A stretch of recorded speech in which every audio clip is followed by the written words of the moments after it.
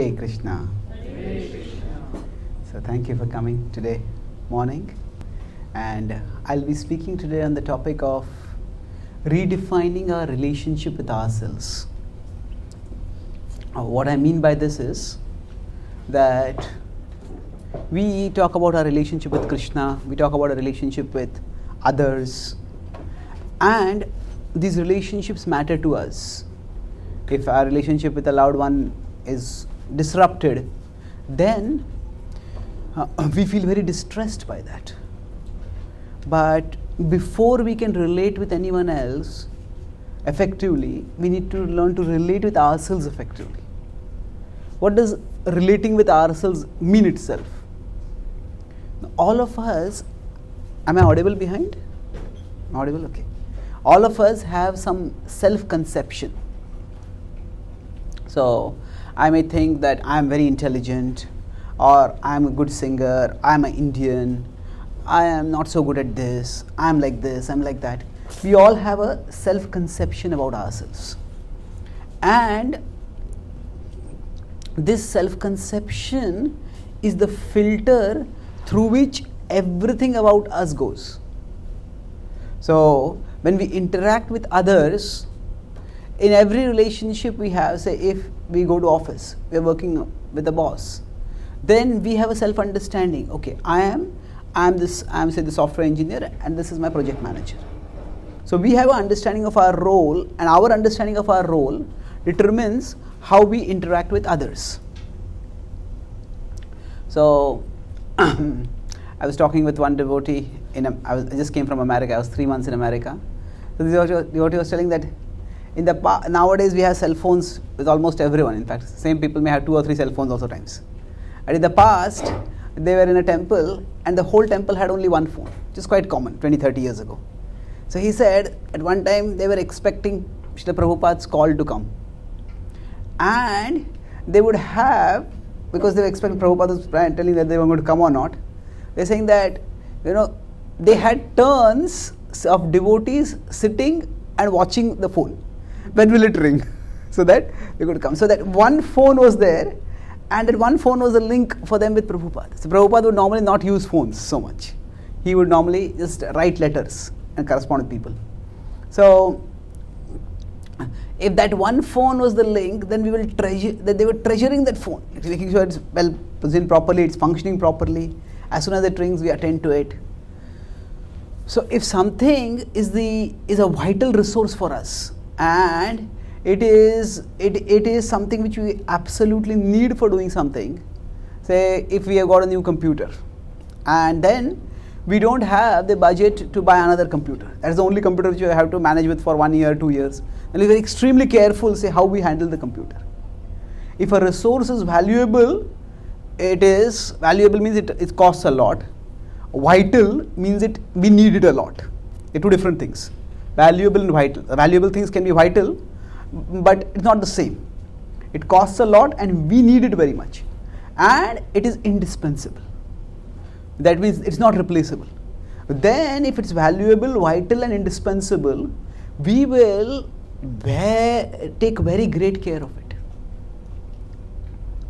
So for all of us in our life, we are our first and fundamental resource. Whatever we are to do, whether it is in material life or in spiritual life, we are our most important resource. Nobody can do anything for us unless it is done through us. If somebody inspires us to do something, but it is we who have to do it. So in that sense, for every one of us, we are valuable, vital and indispensable. So that's why having a healthy relationship with ourselves is very important. I was at a mental health care center in America, in New Jersey. I gave a talk over there to the mental health care providers, and telling that there are various kinds of mental health problems that people have. So 2 of the most common problems are depression and anxiety. But these are more of emotions. And they said underlying both of these is an attitude towards oneself. And that attitude is what people call as self-loathing. Self-loathing means people loathe themselves. They dislike themselves. They hate themselves. Now they won't show this to the world. In front of the world, people may appear, oh, I'm so intelligent, I'm so smart, I've done this, I've done that. But inside, they detest themselves. There are some people whom we just can't bear to stay with. We just don't like their company. As soon as they come in, it's like we feel as if we have walked into a minefield now. What will cause an explosion, we don't know. Then if somehow we have to be with them, we'll be there for some time, and then we'll try to end that interaction and move away. But if that sort of detestful relationship starts happening with ourselves, then where can we go? We are the only resource that we have. Now, who will dislike themselves? Maybe dislike others, but why would we dislike ourselves? There can be many reasons for that. See, we all have a certain idea about how we should be. And then there is a reality of how we are. And this distance happens in spiritual life where, say, we want to live according to certain principles. But it can also happen in material life where people have a particular conception of how I should be. So, say nowadays there's a lot of emphasis on being thin and slim, and somebody doesn't like their own figure, then they can start hating themselves, and people get into all kinds of eating disorders because of that, all kinds of mental disorders because of that. So we have a particular image of how I should look, and this is how I look, and then because of that I hate myself. Or I have a particular image of how I should present myself in public. I want to speak fluently, but when I speak I start stuttering. Then I may start hating myself for that. Why am I like this? So there is, all of us, based on our particular cultural conceptions, have a particular conception of how we should be or how we want to be. And there is a reality of how we are. And when this distance is there in everyone. When this distance becomes unbearable for us, then we start disliking and detesting the reality of who we are. And that is very unhealthy. Of course, we could have the one negative attitude towards ourselves could be as a self-loathing, self-hatred. The other could also be that narcissism. Narcissism is that one is just thinking of I and I and I only. We live in an age of obsessive individualism. Obsessive individualism means, everybody in today's world is a I specialist. Not the eye specialist, but the I specialist. I was, last year when I was in America, I did a series of programs in a college. So I got close to some of the students over there. So one of the boys was telling me that he grew up in a foster home. And then I asked him that after we got to each other, what happened? Did your parents pass away in an accident or something? He said, no. Both my parents are alive. I said, oh, really? Then what happened? Then why did you grow in a foster home? So he said, when I was 5, my parents separated. And when they separated, both of them told me that this marriage was the biggest mistake of my life. And they said, you remind me of that mistake. So both of them said, I don't want anything to do with you. And although he had both parents, he became a ward of the state.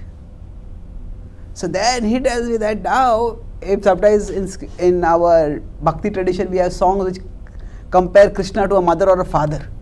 He says, Krishna Mata, Krishna Pita, Krishna Dhanna Prana. He says, when I think Krishna is like a mother or father, I say, let Krishna not be like my mother or father. So here, what has happened is that they, instead of seeing the child as a person in their own right, what are they saying? Sometimes people may not be able to get along together. and they may just have to separate. But why see the child through that filter? So here what has happened, one has become so self-centered that one doesn't care for even one's own child. So basically, when we become too self-centered, then we don't care for anything else. And narcissism actually comes from a Roman mythological character called Narcissus. So Narcissus was a very attractive looking male, and he loved to look at himself and admire his figure. So once he came next to a pond and he's looking, see how good I look. And he was peering over into the pond to look more clearly. He was looking at his face, his torso, his body. He bent over, and he fell into the pond. And he didn't know how to swim. And he died over there. So that is also a common phenomena where people may be obsessively self-centered. So where one likes to preen how good I am in front of everyone else. But actually these two at one level seem opposite. One is hating oneself so much, or one is, you could say, so obsessed about oneself. But the two are not that different. The two are, we could say, the two sides of the same coin. There could be two ways in which we may be self-centered. One is, oh, I am so good. And the other is, I am so bad.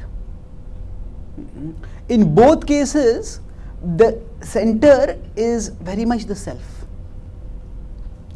So these concepts, so now we see in today's world, people have a lot of mental health issues.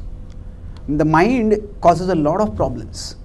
And when we say that, say somebody commits suicide, at that time, that is, we could say, the ultimate act in which the person destroys oneself.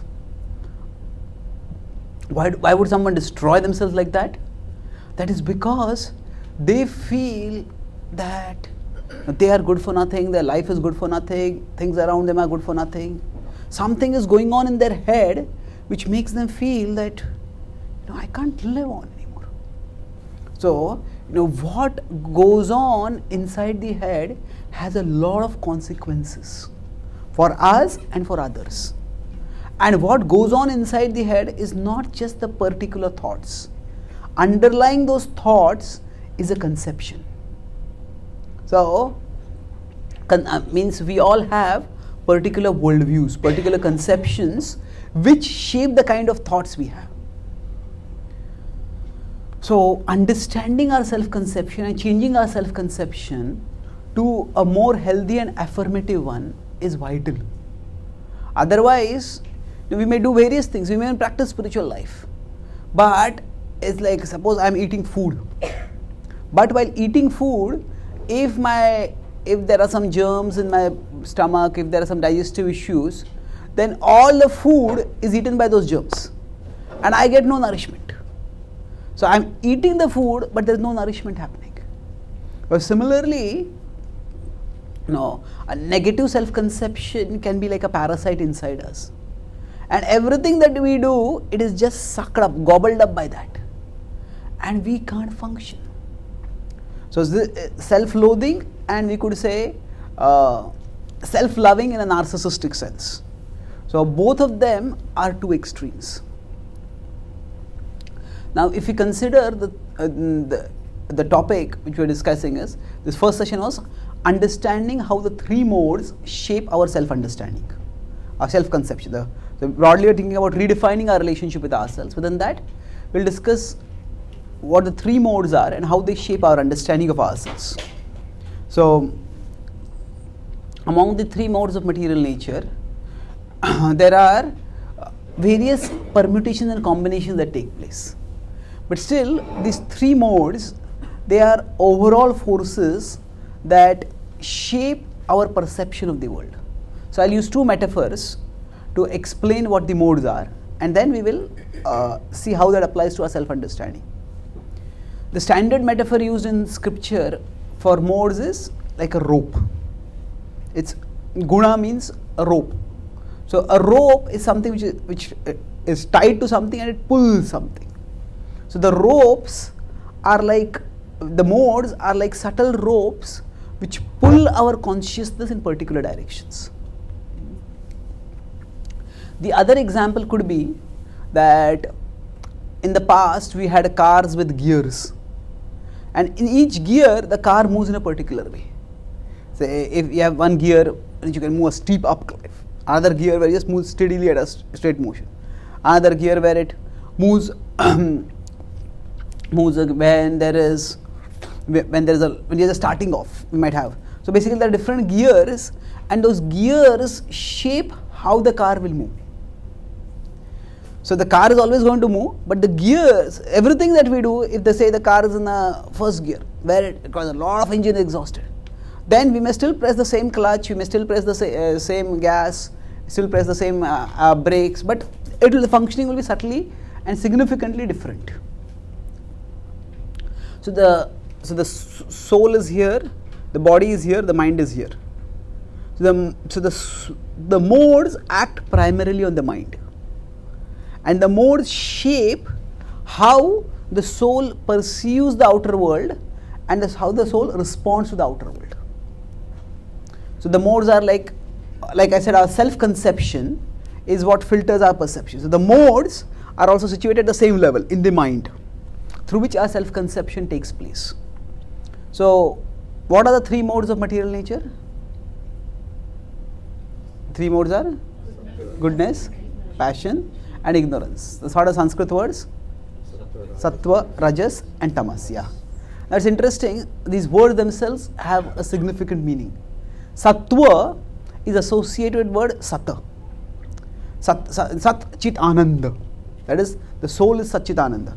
So Sattva refers to that state of existence which is very close to Sata.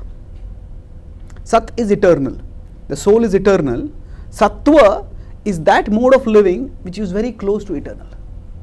Rajas refers to, raga is attachment. So Rajas refers to that which causes attachment. Sattva is a state of existence which takes us towards transcendence. Rajas, it is a state of thinking in which we get attached very easily. And tamas refers to darkness. So tamasoma jyotirgama is a famous Upanishadic saying that go from darkness to light. So tamas is the mode which causes darkness, in which we just can't see properly. So Krishna describes these characteristics in the 14th chapter of the Bhagavad Gita, and there he uses one word to describe each mode. So in 14.11, when he talks about the mode of goodness, he says, Sarvadvareshu dehesmin prakasha upajayate jnanam yada tada vidyad vivruddham sattvamityuta. He says, Sarvadvareshu dehesmin. The body has many doors, and when all these doors are illumined, prakasha upajayate. Now what is this prakasha? Is it that people in the mode of goodness, a light comes from their ears, light comes from their nose? No, not like that. What it means is, here the word prakasha, light, is used in a sense of, in the sense that if there's a door and the door is dark completely, then some thief might sneak in and we would not notice also. Or there may be some restless child who might just go out into the roads and we don't want him to go there, but child will just go there. So if the doors are illumined, then we can know who is coming in and who is going out. And we can discern, should this person be allowed inside or should this person be allowed to go outside. So basically, light at the door of the senses means that when we are illumined in the mode of goodness, we understand what to take in from the outer world and what to give out to the outer world. In the outer world, there are so many stimuli. Now we have to decide what to look at, what to not look at. As many of us have seen these three monkeys, see no bad, speak no bad, hear no bad. Like that's basically have light at the door of the senses by which we don't take in bad things or we don't give out bad things. So in the mode of goodness, there is prakasha. So prakasha, what? The illumination. What is the prakasha of? Sarvadvareshu dehesmin prakasha upajayate jnanam. of knowledge. Tada vidyad vivruddham sattvam. This is the mode of goodness. Now, in contrast, Krishna says, what is the characteristic of the mode of passion? Lobha pravrittirarambha karmanamashamaha spruha rajasyetani jayante viruddhe bharatarshabha. So, this next verse, 14.12, he says that pravritti means I have to do something. I have to do this, do that, do that, do that. There is a strong urge to do things. There is greed, there is insatiable desire, but the defining characteristic of the mode of passion is the urge to act. So, some people speak to express their thoughts, and some people speak to discover their thoughts. They speak, I'm sorry, I didn't mean to say that. All of us sometimes have slip of tongue, isn't it? And that slip of tongue can be sometimes quite embarrassing. So what happens is, in the mode of passion, in the mode of passion, we speak first and then we think later. So basically, in interaction with the world, there is contemplation and there is action. So in the mode of goodness, there is first contemplation and then action. In the mode of passion, there is first action and then contemplation. First we act and then we think. We say that there is a traditional saying, look before you leap. That is, which mode? Mode of goodness, yes. And then if you want to embody the mode of passion in a particular saying, we could have it, I think there's a slogan of Nike shoes, just do it. Just do it. Just act. So there is not one thing, just act. So that is the mode of passion, wherein there is the first action and then we contemplate, should I do this, should I not do this? And then the mode of ignorance, where Krishna says, aprakasho apravrittischa pramado moha evacha tamasyetani jayante vivruddhe kuru nandana. He says, aprakasho apravrittischa. There is neither illumination nor action. And what is there? There is simply delusion. One is simply lost inside the head. Aprakash pramado moha evacha. In illusion and madness, disconnected from the world. Tamasya etani jayante. This is the mode of ignorance. So in the mode of ignorance, people are just lost in their things. Maybe this will happen, that will happen. What about this? What about that? What about that? They just don't do anything at all. Just stay stuck in their thoughts. So yes, we do. Now if you see, the mode of goodness and the mode of ignorance can sometimes appear very similar. In the mode of action, in the mode of passion, there is a lot of action. In the mode of goodness, there is first contemplation and then action. When action is immediately not there. In the mode of ignorance also, action is immediately not there. But the big difference is, in goodness, there is internally the thoughtfulness. Okay, what about this? What about this? We are calmly analyzing, discussing. So when we are sitting in a class, usually we are running around in life. So that's in the mode of passion. When we come to a class, we can either come in goodness or we can come in ignorance. And sometimes it's easier to go into ignorance than to go into goodness. So you might just glide off into, when we are often having a class, what happens is the mind decides to go off for a walk. I want to go here, let me go there, let me go there. And then suddenly some joke happens in the class, hey, come back. Hey, what was the joke? I also want to laugh. And the mind comes back. So basically, in the mode of ignorance, one is not thinking clearly, one is just going along with the mind wherever it is going. So, in the mode of goodness, there is contemplation, means one is directing one's thoughts. Okay, if this happens, we'll do this. If this happens, we'll do this. If this happens, we'll do this. So, because in the mode of ignorance, there is no proper thought at all, just wandering with the mind, it is characterized by helplessness. One just feels very helpless. One just doesn't do anything, one doesn't think clearly, one just is helpless. So we could put it the three modes in this way, that some people make things happen. In the mode of goodness, people think, plan, okay, I do this, you do this, we'll all do this together, and we'll get this done. Some people make things happen. Some people watch things happen. In the mode of passion, People start off, now I try to do one thing, but then I don't think about it. Sometimes I just decide to go, I have to go to this program, but then we go half the way, hey, okay, I forgot to take my entry card, I forgot to take this. You come back again, and you go back, you just start to do things, and one thing goes wrong, another thing goes wrong, third thing goes wrong, and the whole thing becomes a mess. We try to be inspired, we want to get someone to do something, but we speak something in a way which is indiscreet, and they get hurt and they complain here, they speak that over there, what happened? So some people make things happen, some people watch things happen, and some people wonder what happened. So those who wonder what happened are in which mode? Ignorance. Yes, they just lost, just in a stupor, not knowing what is going on. So basically, now how this is a broad understanding of three modes. Now how does this apply to our self-conception? Our conception of ourselves. So that now if we consider, the Krishna talks also about knowledge in the three modes. This is in the 14th chapter, gives the broad characteristics of three modes. But it talks about knowledge in three modes in the 18th chapter. And there it talks about 18.20, 21, 22. Knowledge in the three modes of material nature. So I earlier said we take in the world from outside and then we act with the world. So when we take in information from the world, now for us, we ourselves also are the object. Whenever there is conscious experience, there are three elements in it. There is the subject of consciousness, there is the perceiver. Say for example, right now you are hearing me.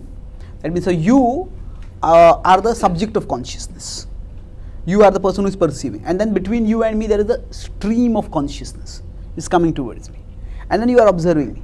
So I am the object of consciousness. So for you, for me, you are the object of consciousness, I am the subject of consciousness. So basically, whenever conscious perception happens, there are these three things. There is the subject of consciousness, the stream of consciousness, and the object of consciousness. So now this we can apply to ourselves also. So for example, if we go in front of a mirror and we look at ourselves, at that time we are the observer, but we are also the observed. So between us and the mirror is the stream of consciousness. So now when we are talking about self-conception, how we look at ourselves, that means in that case we are both the subject of consciousness and the object of consciousness. So so when we interact with the object of consciousness, then we take in something from there. If the door is illumined, we know what to take in, whom to let in, and whom to let out. So we take in certain information from the outer world and we act in the outer world. So our whole session this will be based on this understanding. How do we look at ourselves and how do we act with ourselves? So there is, first I'll talk about knowledge in the three modes, that is 18.20 to 22, and then later I'll talk about determination in the three modes, which Krishna talks about in 18.33 to 35.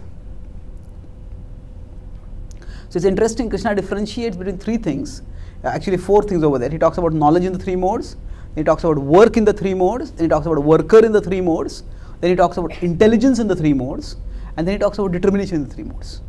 And finally he talks about pleasure in the three modes. So we will not go into that, whole thing will be a seminar in itself. Our talk is focused on self-conception. But knowledge in the three modes means there is a lot of information out there in the world. We take in some information. So the modes will shape what kind of information we take in from the outer world.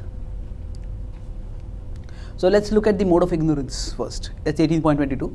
Yattu kritsnavade kasmin karye saktamahaitukam atattvarthavadalpam cha tattamasamudaharutam. Yattu kritsnavad ekasmin. They take one thing to be everything. So observe one thing and make it into everything. Yattu kritsnavad ekasmin karye saktam ahaitukam.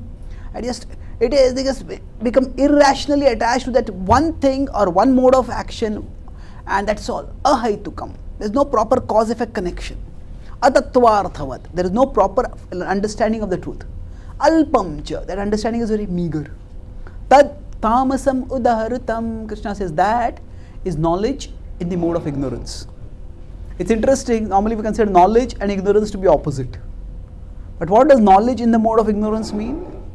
It means the knowledge that increases ignorance. Now, how can knowledge increase ignorance? Here ignorance refers to not to so much just absence of knowledge, but having one particular perspective. Say for example, in the past, in the Western world, say there was racism. In India, there was casteism. So in these kind of isms, essentially people are defined by one characteristic. Either the family in which they were born or the color of their skin. And when this happens, now okay, the color of the skin, the family of the birth, that is one feature. But the person is a whole complete being and they have many other aspects. But you reduce the whole person to just one feature of theirs. And then everything we perceive in that filter. Perceive through that filter. That means, okay, then even if say, if people have a particular prejudice, see prejudice or bias, what does it mean? That essentially means that we take a small sample. Now say one person from a particular community or particular race was very aggressive. And based on that we brand people of this community or this race are aggressive. One person was unclean, dishonest, say everybody is dishonest in this. So we take a narrow sample and make a huge extrapolation based on that. And then even if the experience we could say, even if we have a conception, this person is dishonest or this community is dishonest, we think like that. Then even if somebody in that community is honest and they are in a very upright way, they are dealing with us, we think this must be just a show. They are just waiting for an opportunity to cheat me. So here what has happened, we filter everything through our bias. And such people, actually, if somebody has a conception, this community is dishonest. They keep cheating. Then, even if in the news, they will only zero in on the news. Say, this person from this community did this. This person from this community did this. There will be 100 other things that people in that community might be doing, but they will just zero in on that. So what happens? They have knowledge, but their knowledge increases their ignorance. Their ignorance means they are seeing only one aspect of that community or that group or that person and they are not seeing anything else. So knowledge in the mode of ignorance means it is knowledge which just perpetuates our ignorant conception of things, our uninformed conception of things. So just as this can apply to external other people, you just take one feature of theirs and we just define them. Now, our mind keeps doing that. Sometimes we see a person, this person so proud, this person so untidy, this person so irresponsible, this person so forgetful. Our mind keeps giving a free commentary on everything that is happening. It keeps going commentary. Now turn this same thing around to ourselves. And in the mode of ignorance, we just take one feature of ourselves and let it define us. Just one feature about ourselves. It may be, like earlier said, it may be our looks. Oh, I don't look good enough. Oh, I look so great. Or it may be our financial status. Oh, I am so wealthy. Oh, I don't have any money. It may be whatever particular feature our mind zeroes in on. It just defines us entirely through that filter. So somebody might actually be reasonably successful and happy, but say in their childhood they had a brother and who was very good at things, and their parents are always comparing. You got this much marks, your brother was getting so many marks. Now in their own life, they might be having a good job, a good family, they're happy. But as soon as they see their brother, oh, he's earning so much. Oh, he has this, he has this. So what happens? Their whole world, they are filtering through the filter of comparing with their brother. Now, brother is just one metaphor. We may be comparing with someone else. So we all have in the mode of ignorance, we just take one parameter or one reference point for deciding everything. And then each of us is a multifaceted, complex being. And sometimes some one thing we might just not be able to do well. We all have certain conditionings because of which some things may just not work out. So there is no need to get obsessed on one thing alone. So all of us in our life, we have certain weaknesses and we have certain strengths. And in the mode of ignorance, we see only the wrong things with us. In our life, again, associated with the weakness and strengths, in every situation that we are in, there is something which is in our control and something which are out of our control. So, all of us can look at the things which are in our control and do something positive about it. Or all of us can look at the things that are out of our control and can get worried. So, if we consider the three modes of material nature with this dynamic, in the mode of ignorance, we only look at the things that are not in our control and feel sorry for ourselves. Oh, this is not working, that is not working, this is not happening, that is not happening. What to do? So that's just not in their control. Now, all of us say are born with a particular complexion. Now, some people lifelong just keep detesting them for their complexion. Well, move on with life.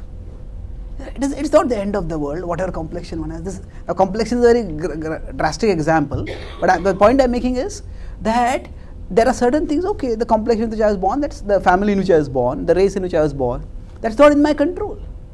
So when we keep obsessing over things that are not in our control, we just feel helpless, we feel powerless, we feel sorry for ourselves. So this, in the mode of ignorance, we focus on the things that are not in our control. And just the mind goes, oh, this is like this is like that, this is like that. Feel sorry for ourselves. In the mode of passion, we focus only on the things that are in our control. And again, we don't get a complete picture. So in the mode of passion, we focus only on our strengths. Whatever, I can do it, I can do it, I can do it. There are many people, if we have a group meeting where some responsibilities are to be assigned, there are some people who come up and say, I'll do everything. And actually when it comes to doing, they don't do anything at all.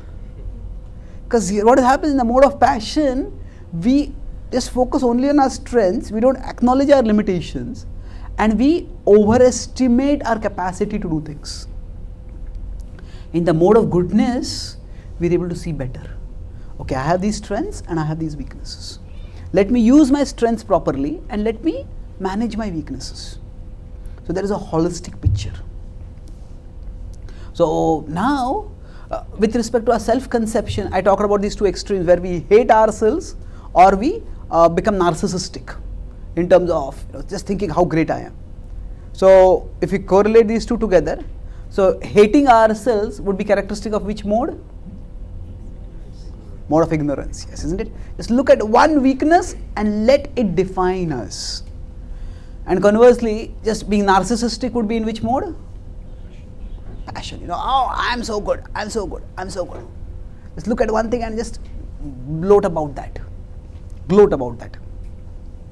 In the mode of goodness, we're able to see properly. Okay, this is my strengths, these are my weaknesses. And actually, if we go beyond that to transcendence, we see that yes, I have these strengths, I have these weaknesses, but ultimately I am a part of Krishna. And whatever be the situation I am in, it is all a part of Krishna's plan. Let me just do the best that I can in my situation. So I'll talk about transcendence in a later session. We'll talk about when we come to the bhakti perspective. But here, the main focus which I like to have is that understanding that the modes shape our perceptions. And if we are in the mode of ignorance, we just, as I said, feel sorry for ourselves. Now, it could be in terms of the weaknesses that we have. It could also be in terms of the bad things that have happened to us. All of us, if we go through life, we all get wounded. Sometimes people let us down. Sometimes just life just has a nasty turn and all our plans fall apart. We all go through that in life. But If we are in the mode of ignorance, we just keep going on that again and again and again. The bad things that have happened to us, we keep replaying it. And oh, this person did like this person did like that, this person did like that. Okay, they did that. But let's move on with life now. But no, we just keep replaying that again and again and again. In the mode of passion, we just keep replaying whatever pleasures we might have had. And just keep hoping, oh, I'll get that pleasure again, I'll get that pleasure again. Sense attachment happens because, some person has some pleasure, I want it again and again and again and again. Now, yes, certainly we may say, we all want to be happy. So what's wrong with replaying the enjoyable moments that we have had? It's fine. The important thing is we have a purpose in life. We don't want to live in the past, whether in the past pleasures or the past pains. We need to move forward in our life. So in the mode of ignorance, we may let our own weaknesses define us and say, oh, I'm good for nothing. Or we may let our wounds define us. Wounds means that things that have hurt us. Oh, this person did like that to me. So, all of us, as I said, in our life, sometimes people will let us down. We trust someone and they betray us.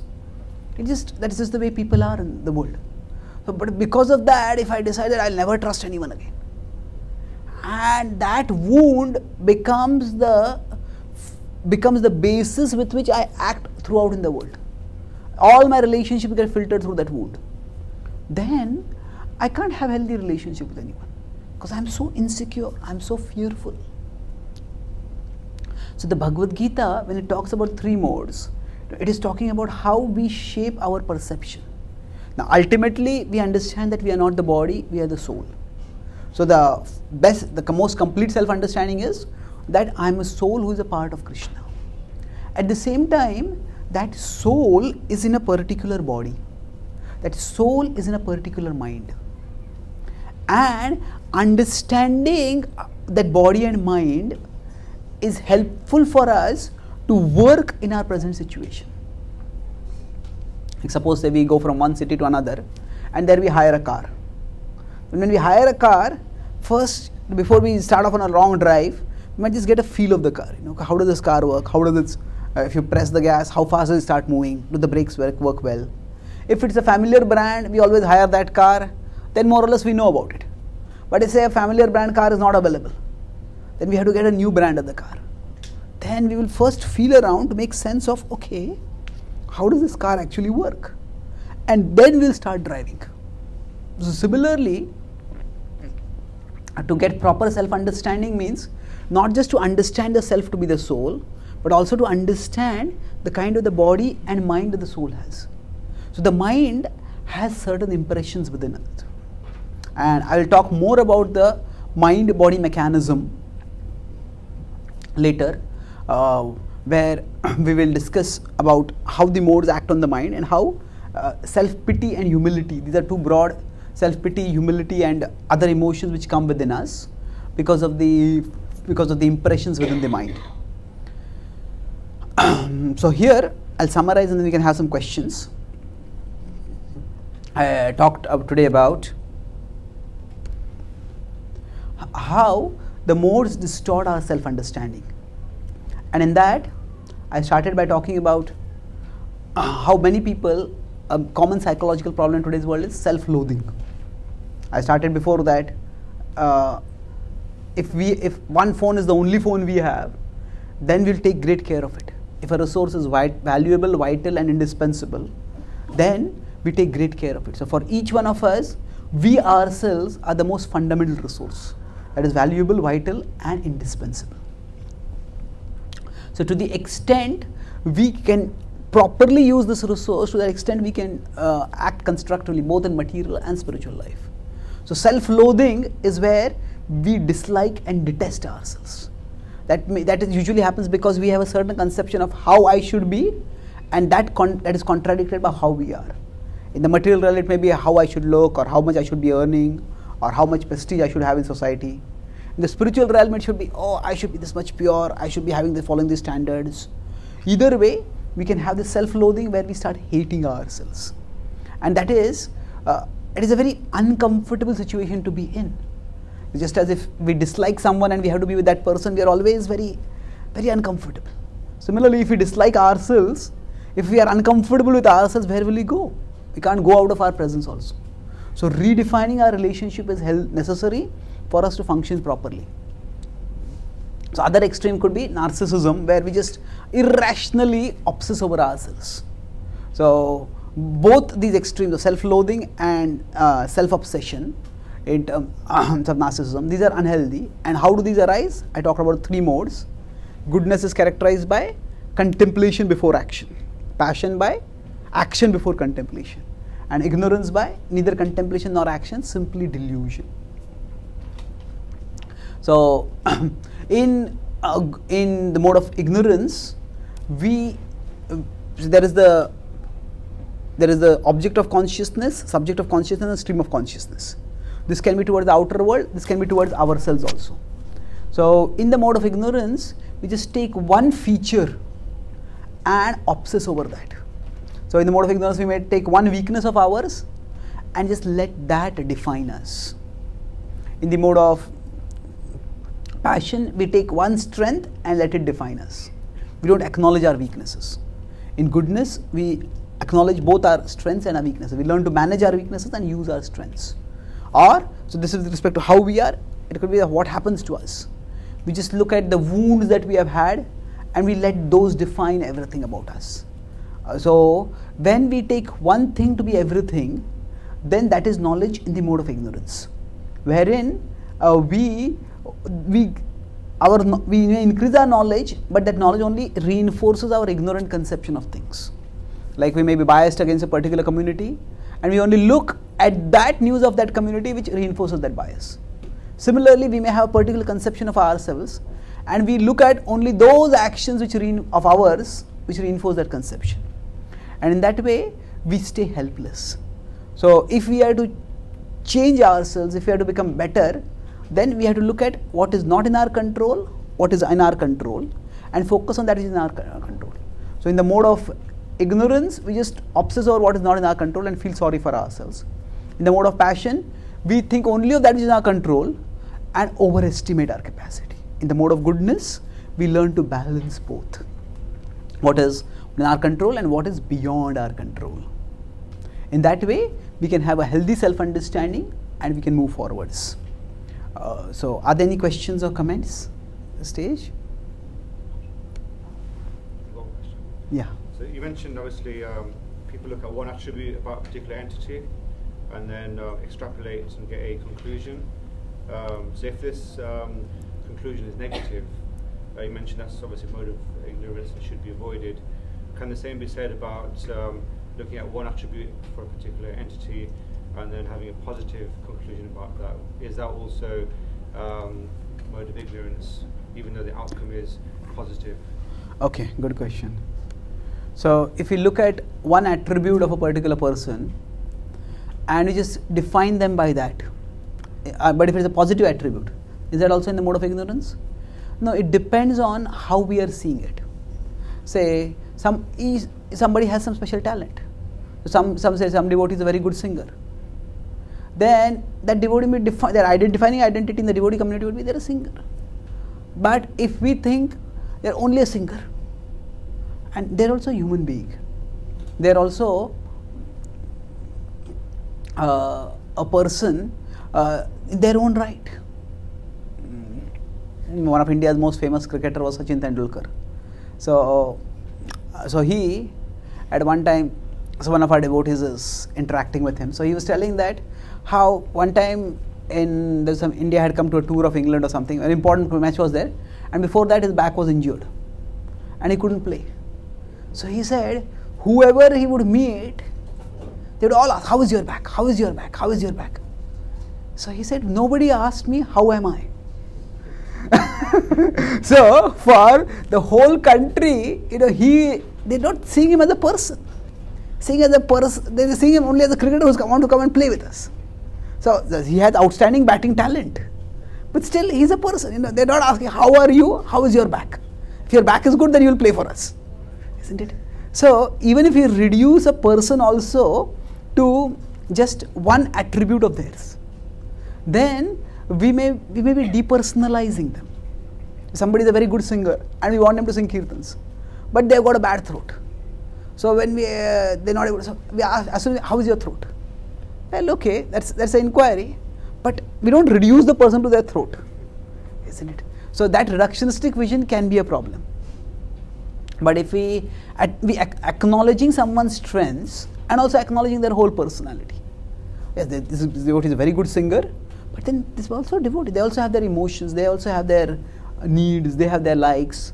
So we acknowledge the whole person and we see some outstanding attribute. That is fine. It's not that we shouldn't see. Now some people may just have some weakness and we can't be blind to their weakness. Some people are just forgetful. They're very nice, loving, kind, but they just forget things. Then if that is their weakness, we have to be aware of that. And if something important is to be done, we may have to remind ourselves to remind them. Before they, please get this, please get this. They may need 3-4 reminders. So well, if that is the way it is, that's the way it is. So it's not that we have to reduce. So I was at one devotee's house. So this Mata, they were telling that whenever this Prabhu, husband is very forgetful. So whenever he goes anywhere, his wife calls him and makes a checklist. Have you taken this, taken this, taken this, taken this? When he comes from temple to the home, she asks him this. Have you taken this, taken this, taken this? Otherwise he'll forget his bead bag, he'll forget this, he'll forget that. Now,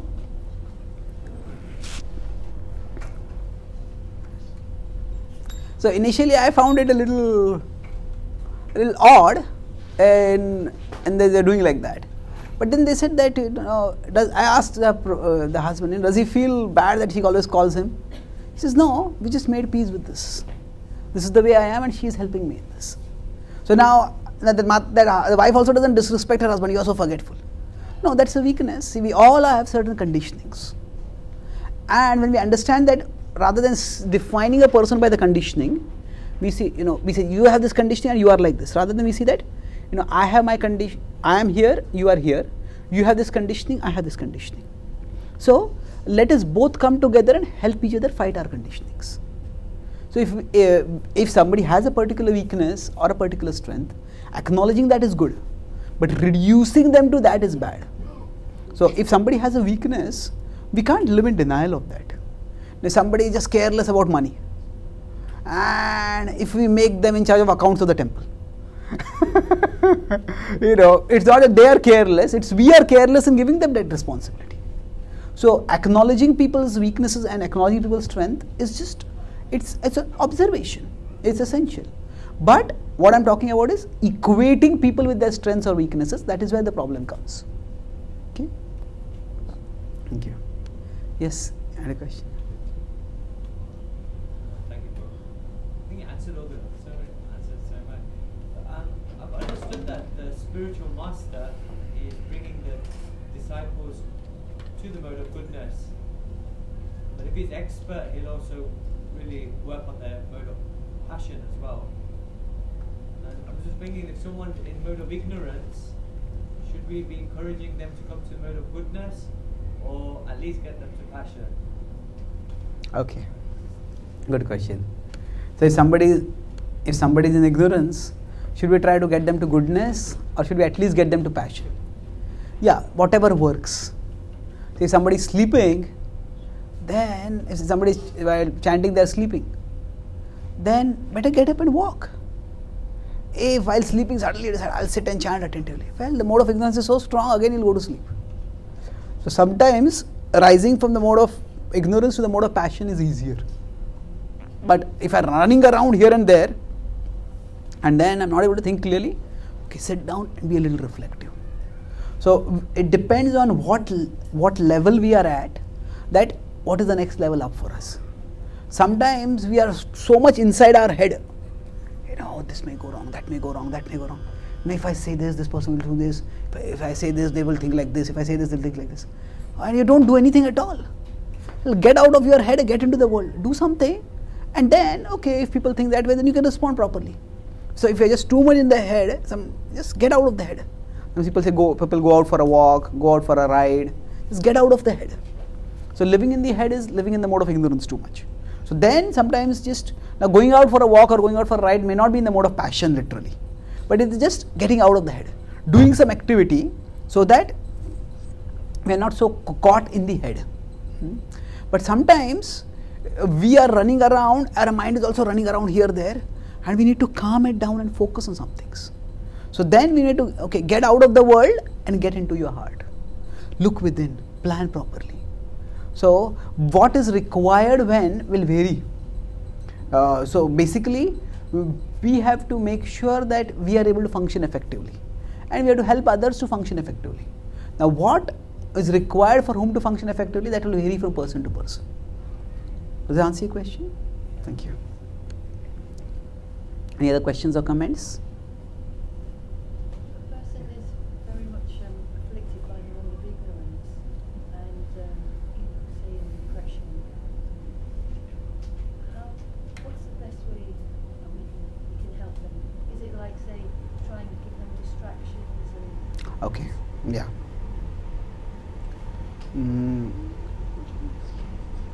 Actually, to answer this question, I'm going to talk about the whole concept of the mind.